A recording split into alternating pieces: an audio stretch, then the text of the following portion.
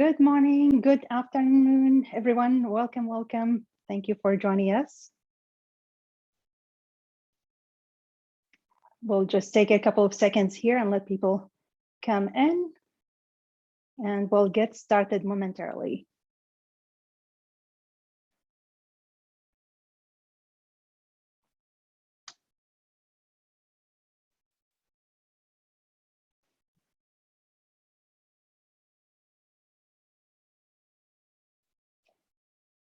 Welcome, everyone. All right, well, we have a big program, so let's get started. Hello, everyone. On behalf of the Recruitment Process Outsourcing Association, I would like to welcome you to the second annual RPOA conference. Months in the work, it's finally here, and we're thrilled you can join us. We know it's been an unusual year in talent acquisition. We know you've been dealing with heightened recruiting demand, extreme work pressure, and we really appreciate you taking the time to be with us today. I promise you, it will be worth your time. My name is Lamis Abu Rama, and I'm your host for this event. I had the pleasure and honor of working with all our speakers over the past few months to plan today's program. And let me tell you, I'm truly excited to hear their conversations. We're here to recharge, refocus, and revitalize. As an organization, the RPOA serves the global RPO community. This includes anyone in talent acquisition interested in RPO providers, buyers, recruiting technology providers, HR consultants, analysts, and academics. Today's speakers represent all these audiences. Before we get started, let's quickly review today's agenda and share a few quick housekeeping items. We're kicking off our event with a revitalizing keynote address from Zach Chertok. We should have a brief 10-minute break before the next session. We invite you to head over to the lounge in between sessions to network with other participants and connect with the speakers. At 2 o'clock Eastern Time, we'll recharge with our first panel before a 15-minute break and the second panel at 3 o'clock. Then join a fireside chat at 3:45 and make sure to stick around for our closing session and key takeaways and final announcements. We are giving away gift cards for attendance and social media sharing. You earn points for each session you attend and for posting on social media. Use hashtag RPOACon 2021. The winners will be announced at the end of the event. Now, without any further ado, it's my honor to introduce today's keynote speaker and good friend of RPOA, Zach Chertok. Zach is one of the smartest people I know, and I do know a lot of smart people. I have had the pleasure of collaborating with Zach on RPO content for a few years now. I initially learned about his brilliant RPO research as I was looking online for RPO data. He was leading HCM and analyst for Aberdeen back then. His work supporting the value of RPO for best-in-class companies is like nothing out there. You can find most of this content through the RPO Academy on the RPOA website.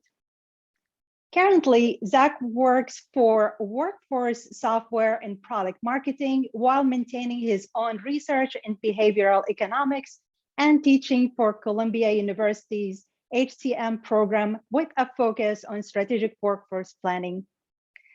Zach holds a Bachelor of Engineering in Civil Engineering and Project Management from McGill University in Montreal, and a Master of Public Administration from Columbia University in the city of New York.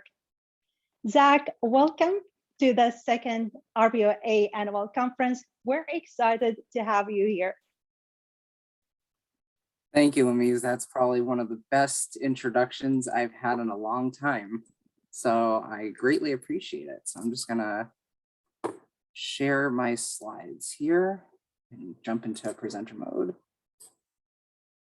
So welcome everyone to the RPOA Con for 2021.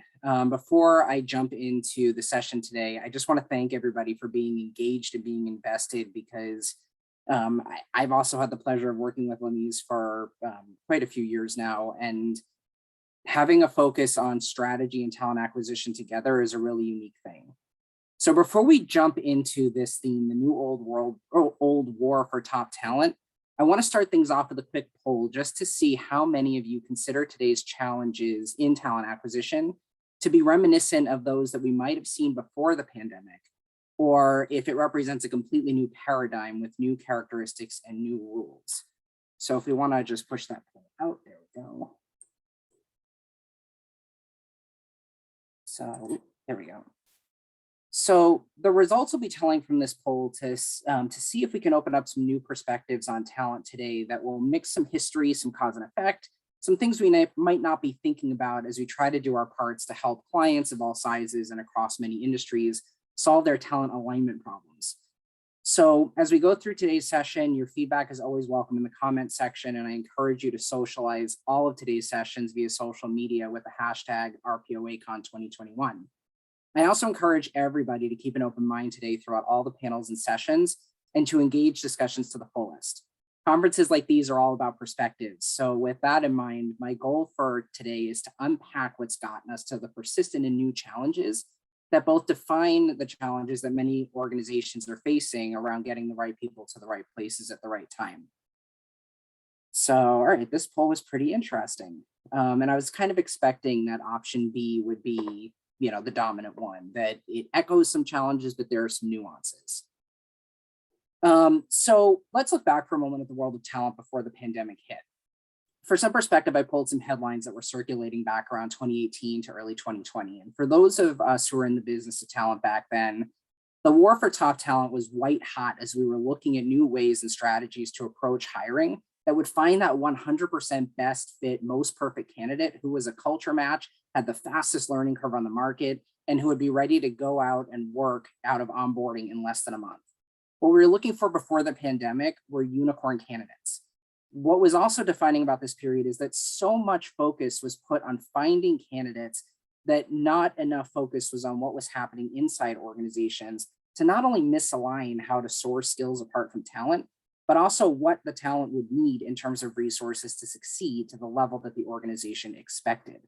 We were living in a world of high expectations, miserly organizations when it came to spending money to achieve those expectations, and rapidly widening gaps between the characteristics of the workforce that existed and the one that was yet to be, both technologically and generationally. So before the pandemic, organizations were teetering on the edge of a full-scale generational change as 4 decades of reliance on baby boomers was coming to a close, as baby boomers were just getting old. And I'm sorry for any baby boomers in the room, but humanity isn't designed to live forever, to be productive forever, to function at the same high capacity forever. Somewhere in the lexicon of the last 40 years, industry kind of seems to have missed that memo. In one of the last surveys that I ran at the start of the pandemic, more than 50% of organizations and more than 60% of large organizations admitted that they had not planned at length and across their HR strategies and systems for the day they could no longer rely on the native skills of the baby boom generation. More than 80% of respondents admitted that they were worried about the sudden skills stoppages because they didn't have good generational diversity to have facilitated internal skills transfers over the last 4 decades of growth, development, automation, and change. General industry and workforce statistics from the Bureau of Labor Statistics and other government sources and industry publications back this up with similar numbers indicating a lack of generational skills transfer across generations as hiring favored baby boomers really up until recently. Think about perspectives for a moment. I could ask what happens when a generational shift meets a global health emergency, but let me phrase the question differently. What happens when a lack of industry preparation for a generational shift and an industry-built lack of generational skills transfer meets a global health crisis? So I'm going to push out the next poll before I answer this. So now let's take a quick poll to see how many people here today think that the workforce natively poses many of the challenges that industry is facing, or if a lot of them are caused by a lack of preparation for anticipated change. And I'm really curious about this one. Perspectives really do matter in how we approach and solve problems, and having the right understanding of the source of the problem is necessary toward designing the right solution or strategy. To get back to the original question, when these two scenarios collide, we don't just have change, we have upheaval. We're dealing with an accelerated time frame on what many industry experts knew would take place over the next 2 to 5 years anyway. We've headfirst jumped into the retirement of the baby boom generation and the rush to cycle up into the innovation economy among younger generations who have largely been kept out of it and its leadership for 4 decades. The only thing that has really changed due to the pandemic is the timeline. To be honest, I doubt as much as the story would be different in 2 to 5 years as it is today had the pandemic not happened, because there's a profound effort to cut back on labor spending, but for small concessions. And this has really been the norm since the 1980s. And I'm glad to see actually that the polls came out the way they did. I don't necessarily believe that, that change just happens or upheaval just happens or disruption just happens. There's a certain amount of industry readiness and industry adaptability and preparedness that goes into being ready for change so that business continues seamlessly. So just to put some of this into perspective, I looked at data from the Bureau of Labor Statistics to see what things look like regarding the rates of initial jobless claims and job creation before and then 1 year into the pandemic. I kind of removed the initial shock factor of the pandemic starting because it's obvious what happened, but also because for the first 5 months of the pandemic shutdown, the government stopped reporting on continued job claims for a few key reasons that I won't get into for now. But before the pandemic, we were defining a healthy economy as one with inconsistent rates of job creation and relatively constant rates of initial jobless claims that slowed down slightly before incurring spikes that reset the base rate before slowing down again. So something to note here is that despite this kind of simplistic viewpoint of the government at the time, job growth was not keeping pace with the steady rate of initial jobless claims. Pulling from my surveys across 2018, 2019, and into 2020, organizations were complaining about skills deficits, the inability to find top talent, and needing to settle for lower quality candidates than expected, despite there being plenty of candidates to choose from. The gap between these graphs points to a combination of existing roles that continue to go unfilled, combined with new job creation from the previous period that did not get filled by the start of the next month after its creation. While I have more detailed insights into this gap, the overall scenario is that while job availability exceeded candidate numbers, there was an uneven spread between high and low growth jobs with massive applicant demand for high growth jobs that largely undernumbered available candidates. Supply and demand, right? This should have made it an employer's market, but it didn't because candidate sourcing narrowed job profile alignment so much that good candidates were being weeded out.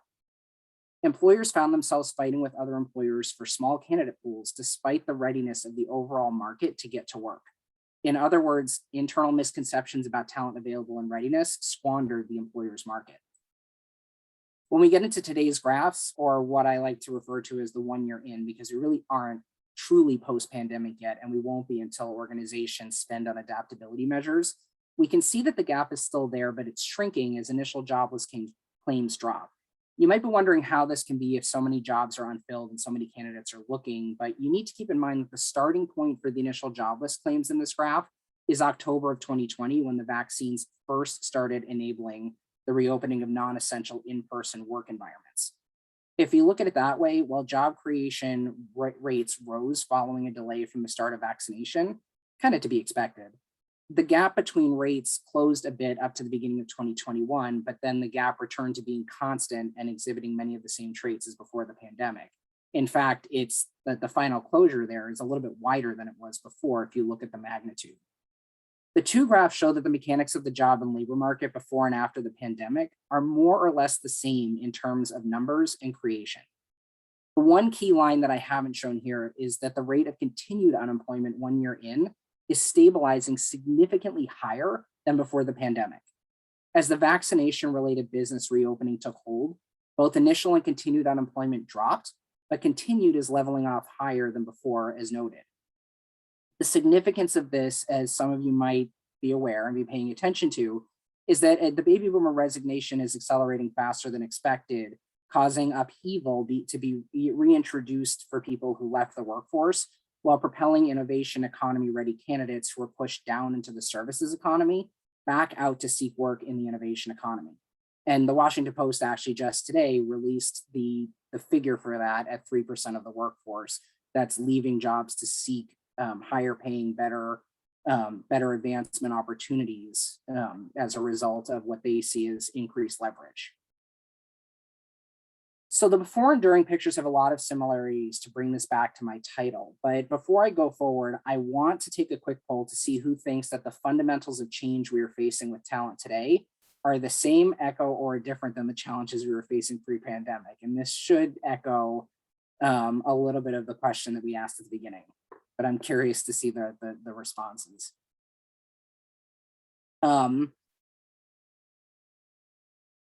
Yeah, I'm watching the numbers come in. I love watching these bars move. And I'm expecting, I'm expecting C. I'm expecting some consistency, but this is really telling. At its core, the war for top talent rages on as it always has. Many of the characteristics of the pre and post-pandemic problems are the same, but some have changed.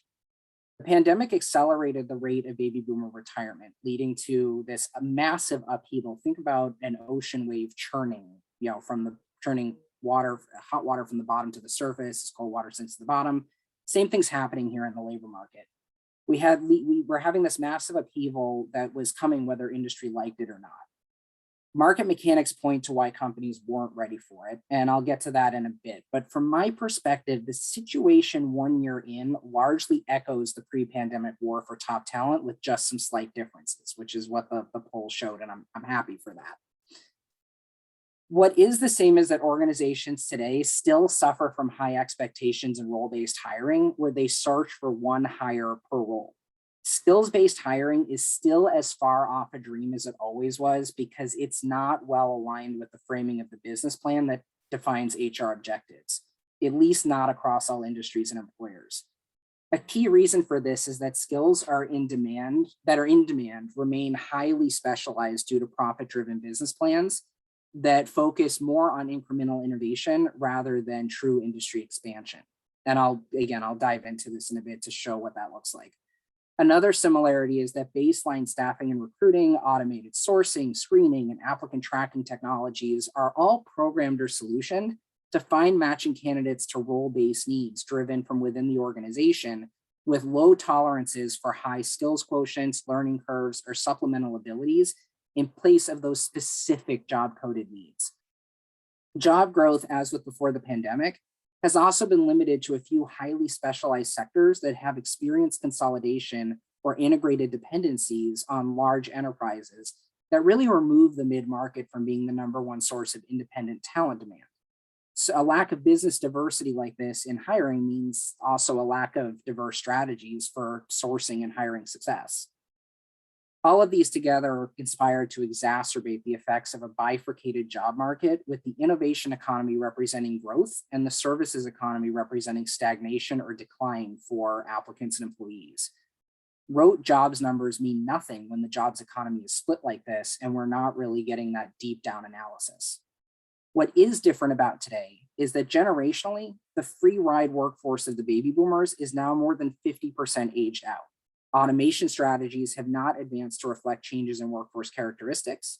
Educational systems have not realigned to true job demand, and that's coming from someone who works for an educational institution. And there's a generational skills gap born out of years of hyper specialization in a post-industrial work environment. So I introduced a lot of concepts, so let's start to dig in a bit. The challenges built into the market before the pandemic that caused disconnects in the battle strategies for the war for top talent started way before even the last decade. I mean, we're going back to like the end of the 1970s here. So in the 70s, global industry was still very much distributed, with a lot of markets consuming domestically more in proportion to their global deficits. While internally, industrial sectors shifted around based on infrastructure development and labor management, by and large, domestic goods were cheaper than imports, and educational systems could keep pace and stay aligned with industry demand for training. By the late 70s and early 80s, weakening regulations and the introduction of balance sheet management practices began that gradual shift to a post-industrial paradigm, beginning with industrial outsourcing to Japan that later extended into the reconstruction markets in East Asia before moving into China and Southeast Asia, what we see today. As industry moved out, the innovation economy and services sector moved in to satisfy domestic labor demand. But as this happened, employees had a choice to make, of which many were unaware or unprepared for. You could either go back and train for a specialized job in the innovation economy, or you could risk stagnating and decline in the services sector where growth was much more limited to a few positions, and you weren't necessarily going to see the kind of high growth you could in the innovation economy. While this isn't an indictment of the services economy, emerging economic policies handicapped wage growth beginning in the 80s that would continue to make it more and more difficult for employees to keep up with shifting market paradigms that impacted their cost of living and pushed up the financial risk of retraining the longer they waited to retrain. By giving up the middle skill production economy to lift people out of the services economy, the market gave up a key self-regulatory mechanism for consumer growth. While the innovation economy took off for some, it left many others behind as the cost to enter it grew more prohibitive with time, especially in regions where access to innovation centers was weak or non-existent. The growth of the innovation economy from the 90s through the early 2000s created a geographic separation on top of the training separation in the workforce, making it even more difficult and expensive for employees to compete for work and more difficult for employers to source available talent at the same costs to which they had become accustomed. To bring all this together to the middle of 2019, the innovation economy was benefiting from the guaranteed skills of a generation in the workforce while feeling the earliest pangs of that ocean beginning to shrink. By 2020, early movers were reorganizing around how to bring in new generations to replace retiring baby boomers. But the pressure was not super intense since the supply of trained talent was not completely dry, and there was no imminent need to settle for the 70% X candidate versus shooting for that 100% match. And the pandemic hit. A cascade of economic shutdowns stalled the services sector and everything dependent on it, leading to business contractions in almost every industry. Supply chain disruptions led to further chaos and cutbacks, and overnight business demand shrunk. Baby boomers who were on the precipice of retiring, but who may not have felt financially secure enough to do it, finally got the push they needed to retire rather than hold on for that extra year or two. Zach, Once things yep. Sorry to interrupt. Are we on the right slide? Yeah, we're moving right along, not to worry. All right. Thank you. So anyway, but jumping back into the paradigm, and thanks for double checking. As business demand began to shrink and baby boomers began to finally, say, you know what, I'm gonna retire. Employers were forced to dip into less trained workers to get ahead, which meant paying up for early training and reconfiguring their talent acquisition around how to appeal to new generations. So when we take a look at this, at what that bifurcation looks like, bifurcated markets basically create this K shape. So at one end you have, if you're below the V in the K, you're basically in this portion of the economy that is living day to day, paycheck to paycheck, or has a certain dependency on extra social stimulus. If you're in the upper half of the K, you're in the part of the market that's growing and is affording you the opportunity to grow with it. So when we talk about what the paradigm was in the 70s, again, you had this evenly distributed market that would have more of a curve rather than that V in the K. You would still have some workers who were being pushed more towards the bottom of the curve and some workers that were getting access to the top of the curve. But at the end of the day, there was always that middle of the curve that was sort of like a low skills requirement, but innovation sector of the economy that was our manufacturing environment, where you could come in with a base level of training, education, get very rapid on-the-job training and growth, supported by being in the environment and the standardization that came with it, that would then allow you to see, how could I make this process better? How could I improve what I'm doing if I'm doing the same process and engaging the same components with the same big picture all the time? And that would lead to the next stage of product improvement, of growth, of development, and it would lead to the next big idea coming off the line. When we get to today, where that middle of the market is really missing, we don't have that transitionary segment between the bottom half of the K and the top half of the K, we end up with this bifurcation. So one of the things that is fueling the bifurcation is that the lack of the middle skill work environments that bifurcated the job market between the innovations and services economy has just been fueled by business strategies that support incremental innovation. So typically when a new product gets developed, you have a period of early rapid market growth that leads to high profitability for relatively low production costs. But then you enter this period of diminishing returns afterwards, where if you don't change anything, the product eventually becomes more costly to produce a unit than it does to sell a unit. What a lot of businesses have gotten into is, okay, when we're about to hit that back end of the curve, let's create some small changes to the product that make it just profitable enough to sell the next unit versus produce it, and keep doing that over and over and over again. Think about a company like Apple that changes the size of its product or improves a small component like a camera and sells it back to the public as if it's truly something new. The problem with that model is that the innovation economy, in order to support it, has to get more and more specialized with respect to a specific product and development skill set to be able to achieve the kind of innovation that companies want to see in that section of the market. As specialization gets tighter and tighter and tighter, the ability of rote talent, even right out of higher education institutions, to meet that skill set becomes significantly constrained. Meanwhile, in order to achieve growth, most of the labor market is seeking access to that innovation economy. But the further and further we kick the can down the road on training, the less and less the average person will have access to the innovation economy in terms of where it currently is. So to put specialization in perspective, again, I talked about, the iPhone. If we think of Apple as an innovator, we're kind of thinking about innovation the wrong way. Apple, again, takes what products it already has, micro improves them and sells them back to the public, built on a model that the Japanese perfected in the 80s, which was to take industry leading products apart, make them better, and sell them back to the market where they were already leading products. Right now, where we have that model in place, it turns out that large cap innovation has really suffered at the hands of this business model across a lot of the innovation economy, especially in the wake of the dot-com bubble bursting and made worse by the 2008 financial crisis.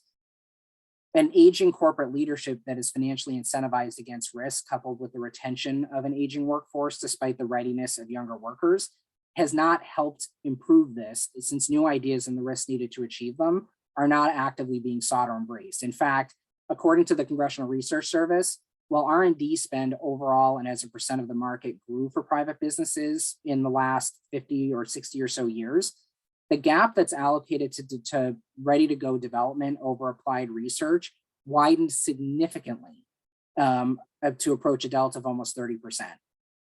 A big portion of direct-to-market development involves incremental product and service improvements with promises of shorter delivery windows that are both driven and accompanied by a return to short-term quarter-to-quarter growth management among investors. So why does this matter? When I talk about perspectives, our economy has a lot of people qualified for the innovation economy, but that are stuck in the services economy because business strategies are designed to minimize risk and maximize profit. In doing so, the innovation economy shifted gears to embrace this incremental innovation that increases the level of specialization demanded from the workforce. So the younger members of the workforce don't have the experience to apply their hard skills in specialized ways that the innovation economy demands. That gets us to that entry-level candidate with 5 years experience paradigm. Normally, industry would have no choice but to hire them and train them based on skills match criteria. But one factor allowed them to get away with preventative hiring and low training costs, and that's the prolonged tenure of the baby boom generation. So I know there was a lot in that last slide, but I keep talking a lot about baby boomers. So before I dive into this particular talk track, let's take another poll to see how many people identify themselves from each generation in relation to the characteristics displayed here. I'm just curious to see who's making up the call today. But carrying on from that last economic spread, baby boomers are aging out of the workforce. This is not something that is new for us. It's just being sped up, particularly by the pandemic. For 4 generations, baby boomers dominated the workforce, and today time is just not on their side. Had the pandemic hit even 5 years ago, and had we truly emerged from it rather than pretending we had, we might have had more time to kind of wring out of the baby boomers who cost us really nothing to train. Baby boomers had over 300% lower costs of hard skills training compared to today's graduating specialists. Even adjusting for inflation, their career costs of training amounted to significantly less than what it costs to get hard skills trained today at almost any qualified institution whose credentials will mean something to getting placed in a job.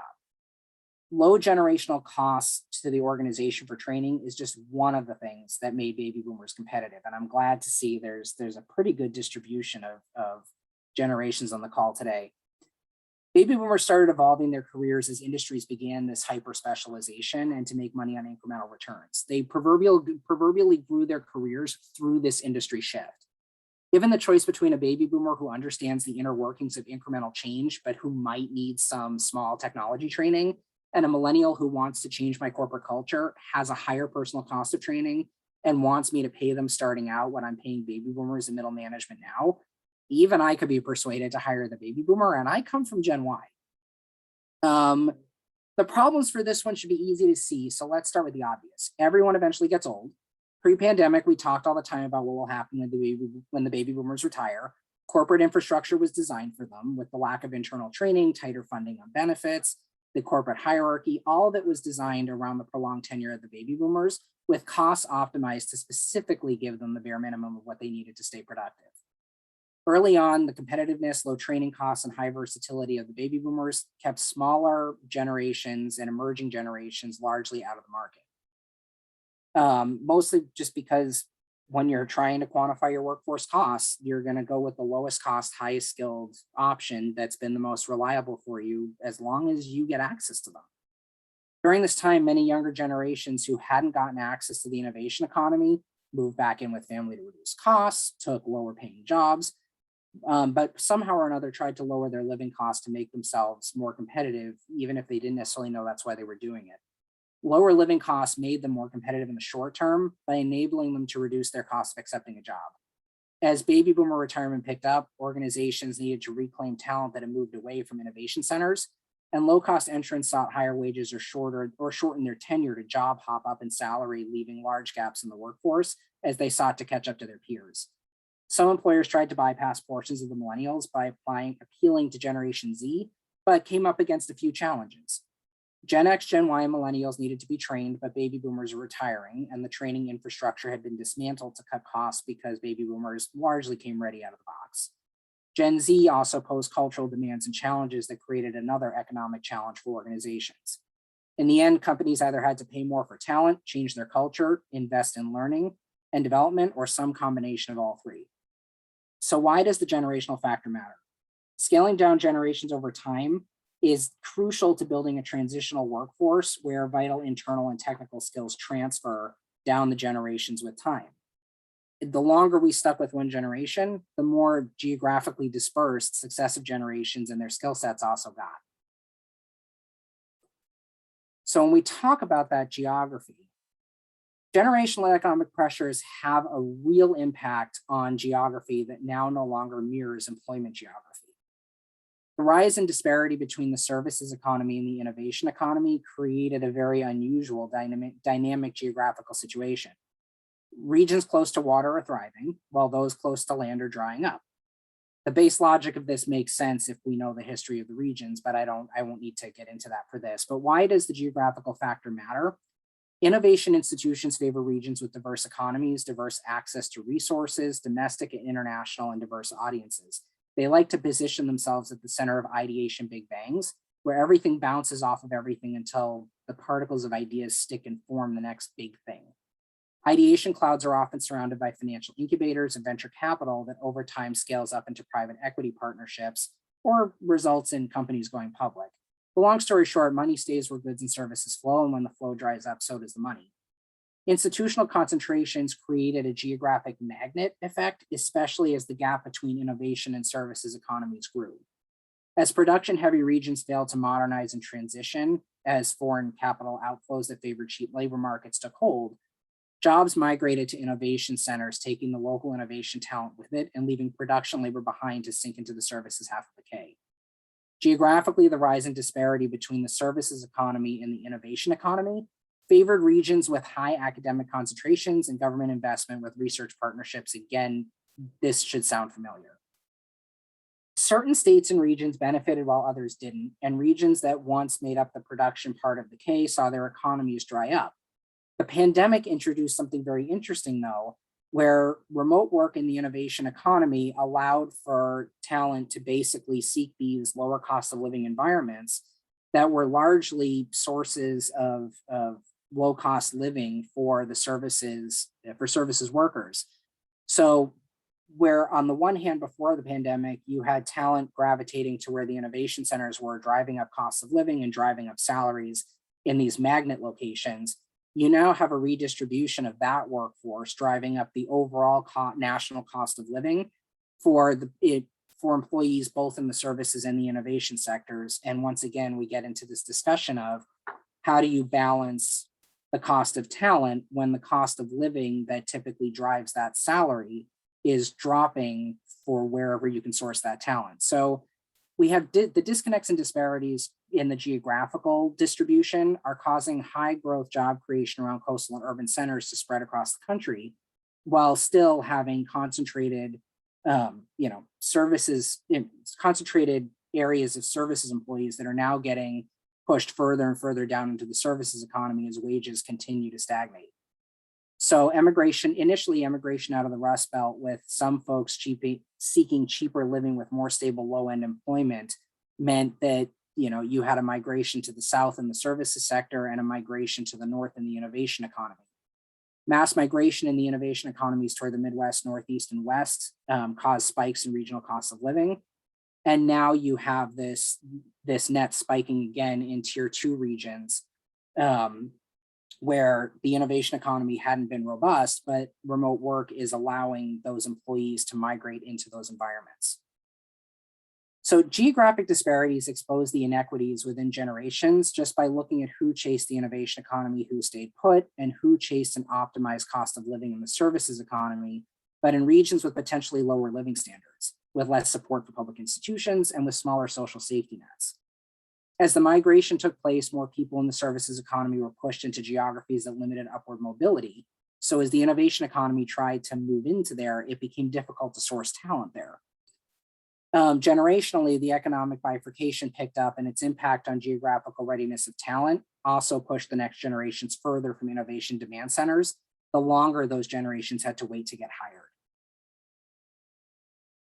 So in the curious case of the pandemic work environment, geography presents a few challenges. And before I get into them, I just am curious to know in the next poll, how many of you work with organizations that have remote or on-site employees, work with desk or deskless employees, or some combination therein?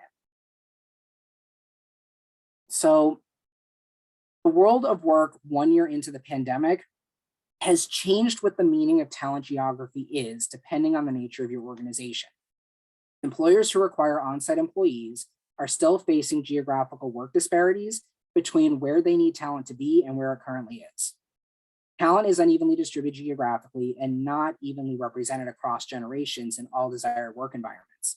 As baby boomers retire and younger workers need to be brought in to replace them, strategic workforce planners need to work further upstream in site planning and with the financial planning teams to integrate hard talent costs like relocation or availability and training into what will be asked of the talent acquisition team.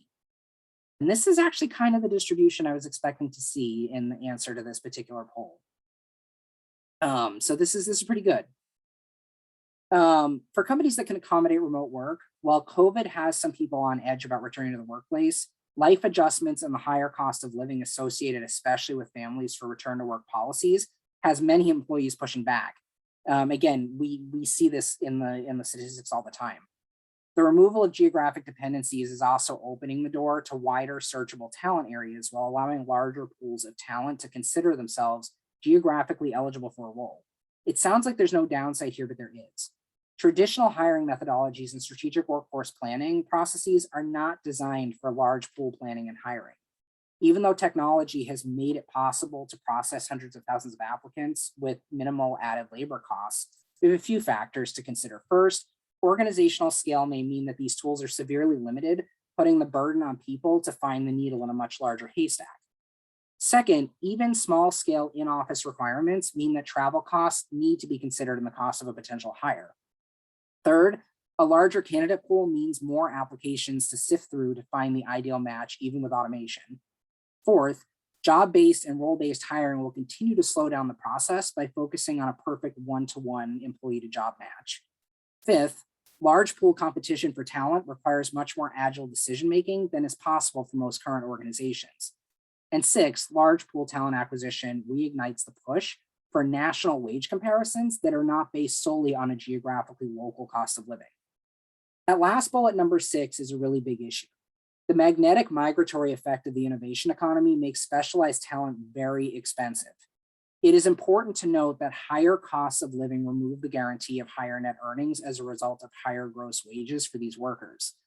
Concentrated work demand centers drive up the localized cost of talent and consequently the amount of risk organizations think they are assuming in hiring someone for a given role. The psychological effect is to hold out for that 100% candidate who exists less and less the more roles get specialized to accommodate incremental returns. So everything so far basically makes the current period of upheaval look like both a field of opportunities and a giant pool of candidate soup that has very little rhyme or reason to it. In a way, both are true. And I just wanted to take a minute here and make a plug for the role that policy plays, or rather should play, in this current world of talent. The reality is that the policy environment, both inside and outside organizations, is not supporting navigating this upheaval very well. And this is not a political commentary. This is just the mechanics of the policy environment that are not supporting good alignment between talent supply and talent demand wherever that supply and demand exists. On the first part, there's a failure to really teach applied mechanics for a lot of high school and undergraduate curricula that continues to misalign what's taught with how it is applied in real world environments. Hard skills are not always usable out of the box for this reason. And with the generational gaps caused by the retirement of the baby boom generation and the prolonged tenure and lack of transitional skill sets, this is a really big deal.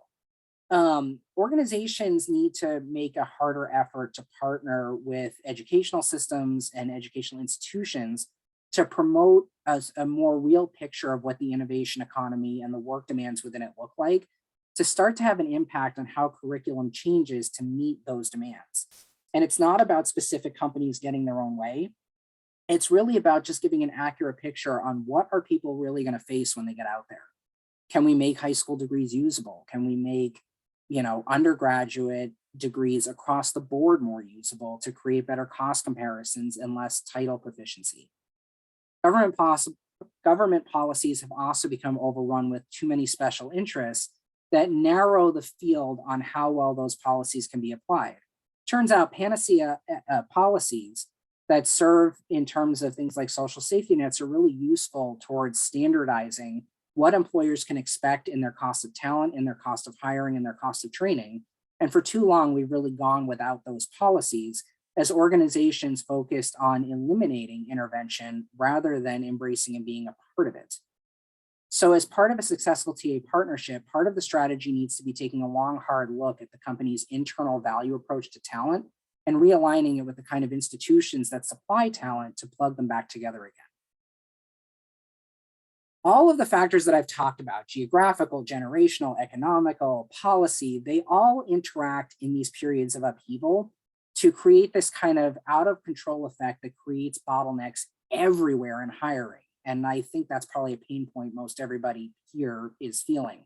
Upheaval without preparation will do that almost anywhere. So the good news, I emphasize to a deep level that as recruiters and talent acquisition professionals, or maybe even business owners, you're facing bottlenecks in processing applications and decision-making and job costing to see if you can achieve the cost of a desired candidate in time to hire everywhere.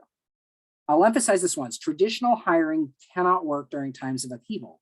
There are simply too many variables at work to line up in a row to find one person to hire per one role.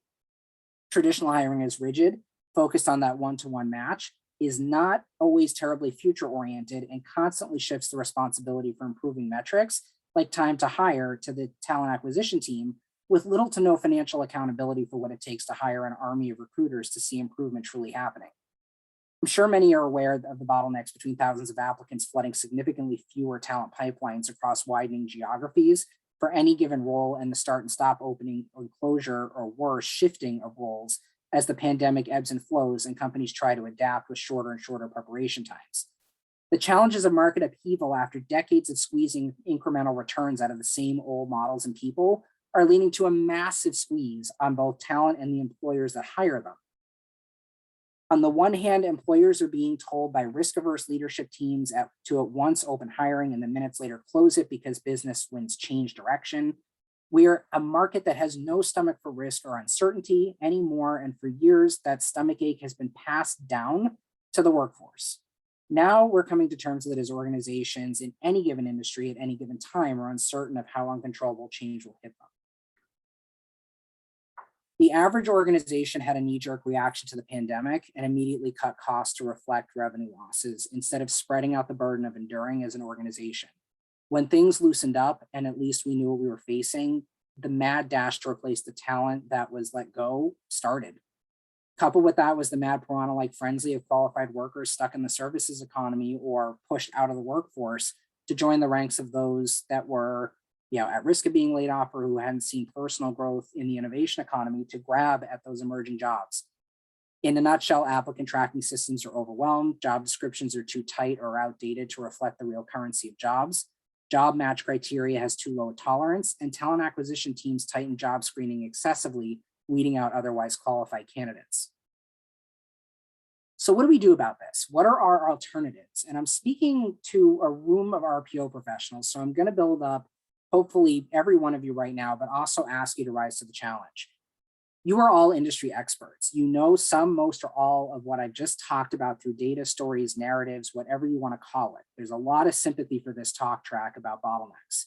It's not enough to know all of this though. RPOs are a cut above recruiters and staffers because you're at the strategy forefront. You know that you need to walk into a talent acquisition department, rescope the dream strategy based on your knowledge of what is out there and the client's challenges, and send them with confidence to sit the CFO, COO, CHRO, and CEO down and say, look, cut it out, we need to do this. You're not just challenging the strategy the TA team is using right now. You're building an innovation strategy with them to use the resources they have available, identify resource gaps, and chart areas where they can adapt to changes and fluctuations, and key defining metrics of talent availability for the future. At my first RPOA conference, we talked in a roundtable discussion about the value of this strategy partnership, and I believe in it as much now as I did then, regardless of what other resources organizations are using as part of their talent acquisition protocols. I already talked about it, that technology is great, but it automates specific standards that at times can be really rigid and automates processes, taking some of the human element out of them when it comes time to consider candidates against specific criteria. It's not good enough just to be able to handle more. RPOs as strategy partners need to be smarter about how the tools that organizations have are used based on what the market is telling you both inside and outside of the client organization. For example, we have a long-awaited full-scale skills-based hiring, but coming up, I'm going to show you an example of what that might look like. Third, outcomes always need to be measured, and I'm not a fan of data for data's sake, but one thing I know from experience, from data, from even my current job role, is that organizations are not making use of their data across their solutions to see where their true gaps are, to understand what their skills layouts look like, and to figure out what are the metrics I really need to be looking at versus the ones I'm being dictated to look at by just the finance organization. There are some really innovative HR metrics out there beyond time to hire, beyond skills gaps that can be correlated to really understand where top performance is coming from and if you need to look outside the organization for it. So getting smarter about data is a must do in the emerging strategies to handle all of these variables as a result of the pandemic hitting this generational upheaval. The most important factor that we also need to be able to do is to start to embrace change. Change is our danger in this market for talent, and how talent teams respond to change determines if the organization functions at full capacity over the next year and beyond. If we can't embrace change, then neither can the client. The last bit of advice that I can provide on the innovation front is embrace the 70% candidate. This one-to-one focus to try to get the 100% match for all of the program skills requirements or expectations or role descriptions, it's not working. The 70% candidate is a 70% match that can innovate and learn the rest of the way to get to where they need to be. Throughout my entire career, I've always been the 70% candidate, selling myself into a role that I know I can fulfill, and I end up having to convince all on my own my prospective employer that I can do that role. And I end up pretty much thriving in it. Not to toot my own horn, but 70% candidates exist everywhere. Some are in the innovation economy, some might have been pushed down into the services economy, some might have left the workforce temporarily. Consider those people. Resume gaps are not the demonizing factors they used to be. And all sorts of factors that we used to weed people out for, consider them in and evaluate whether or not they at least achieve that 70% spread. What this might look like when we're talking about eliminating that one-to-one match, focusing on 70% skills matches, focusing on embracing change, is a talent acquisition strategy that I came across about 5 years ago that was really ahead of its time. I met one of the heads of talent acquisition for Amazon, believe it or not, at a conference in New Jersey. I never thought I would be espousing Amazon's talent acquisition strategy, but in high capacity hiring, they hire anyone and everyone who they think could be a good fit for the role after basic round of talent filtration. They bring them in, they train them, they work them for no more than a quarter and basically weed them out like your first year in undergraduate studies to see who's going to end up being a skills growth and culture match. And those are the employees who stay.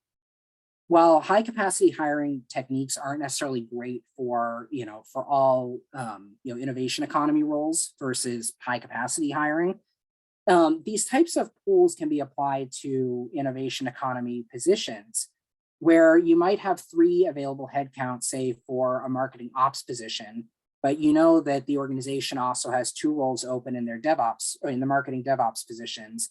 And you might say, look, let's bring in a pool of 7 people. Let's get them, onboarded and brought in for the first, for 3 months. See who performs well, see who trains on what skills for any one of the 5 positions, place 5 in the roles we know we have available, and the 2 might be useful somewhere else in the organization, but bring them in. Initially, every single one of them is probably a unique 70% candidate. I've seen this experiment play out, particularly in European markets, where talent pools have led to filling positions at least 30% faster.